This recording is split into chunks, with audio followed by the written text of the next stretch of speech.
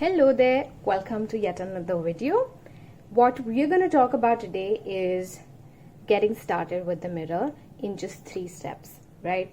It obviously has a ton of things, but you don't need to look at everything to just get started. So we're going to talk about the 3 most important things you need to do to get started, right?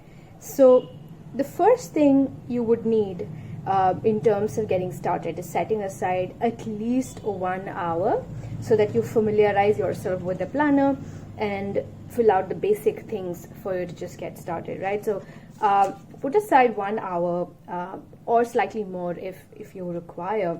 And the first thing you need to do is think about your big goals, right?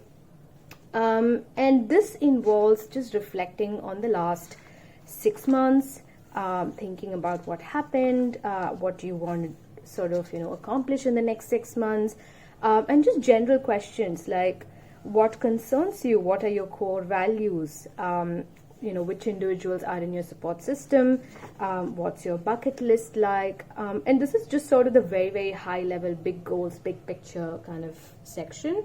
And you would also maybe try thinking about what you want to accomplish in the next 5-10 years or someday, right? So just something for you to think about your aspirations and make a note of.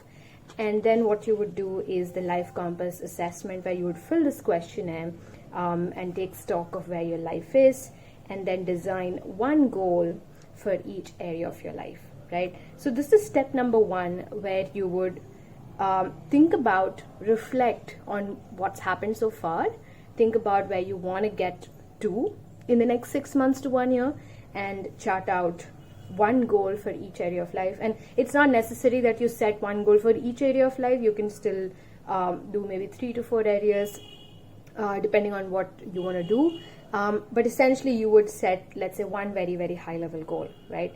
The second thing you would do is break down, and this is because the better broken down your goals are, to in terms of giving you clarity as to what exactly you want and how you want to accomplish it, why do you want to do this, and what are you going to get if you do it, and what's going to keep you accountable in terms of getting there, etc.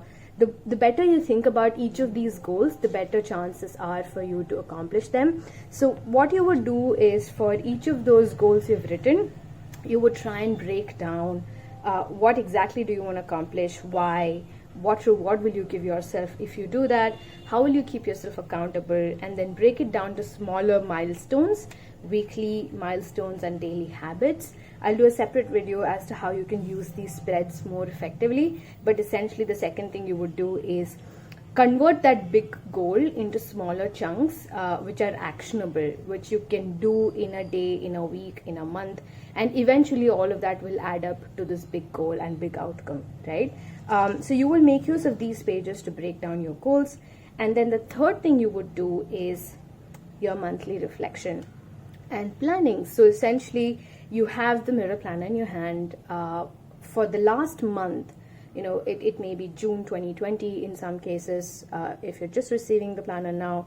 So for the last month, what you would do is, spend about 1 hour in terms of thinking how it went, and make note of your reflection, right? So here you can assess your life compass every month, right? So instead of along with the big assessment that you would do every 6 months, there's also something for you to keep track of every month. And there's also space for your specific goals, right? So if getting fit or getting a new job is a goal, you can sort of mark your progress here, and you would reflect on how the last month went. What are the things you accomplished? What are you happy about? What did you learn? What things do you want to do for the next month?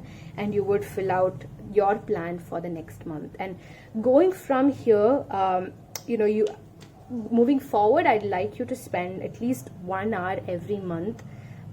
Fix up a meeting with yourself, put it on your calendar or wherever you need to remember that you have a meeting, and then show up, reflect, plan every single month. There's obviously a lot more things. There are a ton of things here in terms of habit tracking and mental health and all of that, which you can definitely get to. But in terms of getting started, what I would ask for you is to spare 2 hours, right? 1 hour to get started with the basics of at least looking at the big picture things, getting to at least one goal that you can accomplish in each area of your life in the next 6 months to 1 year. Break down those goals so that it's easier for you to follow every week, every day, etc.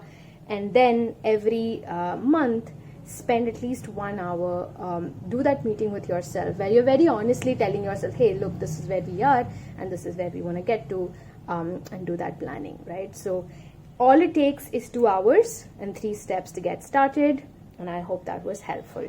I'll do more videos around how you can use each of these spreads independently for your goals, but more on that later. Yeah. Until then, bye-bye. Thank you for watching.